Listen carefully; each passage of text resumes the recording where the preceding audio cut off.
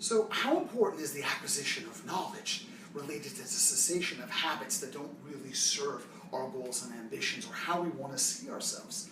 Because a lot of us have the mantra in fitness that knowledge is power, because after all, Sir Francis Bacon couldn't have possibly gotten that wrong.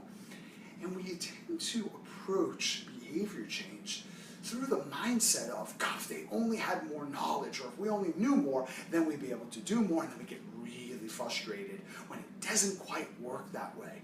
Not too long ago, Warwick University in England, Dr. Gemma Calvert did a study on smokers.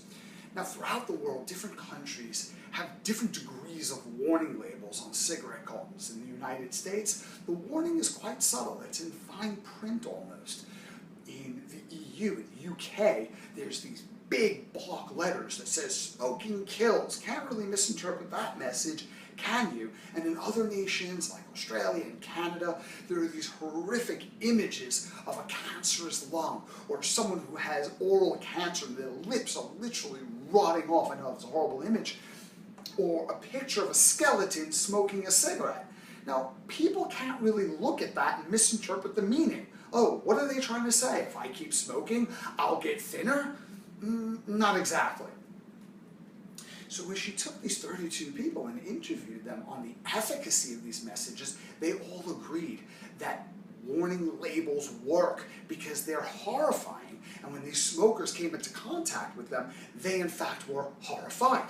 But when they put them in a functional magnetic resonance imaging machine, or fMRI, and they showed them the same images, their brain told quite a different story. And my question is, who's telling the truth? The self-reported answers of the participants or their brains? No, I think if your guess is close to mine, we already know the answer to this. And what they found is that when these participants of the study were put into the brain scan, the part of the brain that was most active was the nucleus accumbens. So these cigarette ads stimulated the nucleus accumbens, which is part of the reward pathway dealing with anticipation. In other words, these ads increased the participants' desire to smoke.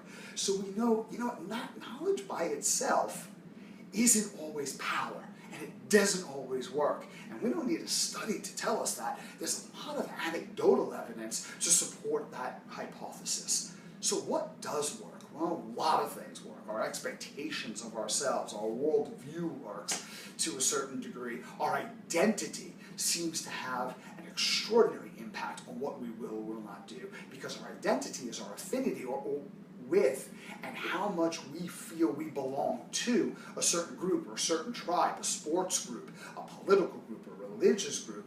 And that's why if you're trying to go through transformation, knowledge is helpful, but maybe not nearly as helpful as integrating yourself with people who are already doing what you want to do and have certain aspects of their character that resemble who you ultimately want to become. As a matter of fact, I have a close friend of mine who finally kicked the smoking habit by joining, of all things, a track and field team.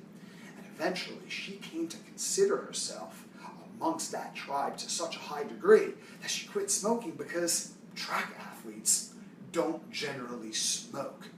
So that's just what I want you to take away from this today, is that in the pursuit of knowledge and educating yourself, also immerse yourself in group exercise, small group training, join a track group, join a swimming group, anybody whose people have certain beliefs and social mores within that subculture that resemble who you are, who you want to become, and where you yourself want to go in your own life. Because birds of a feather do flock together.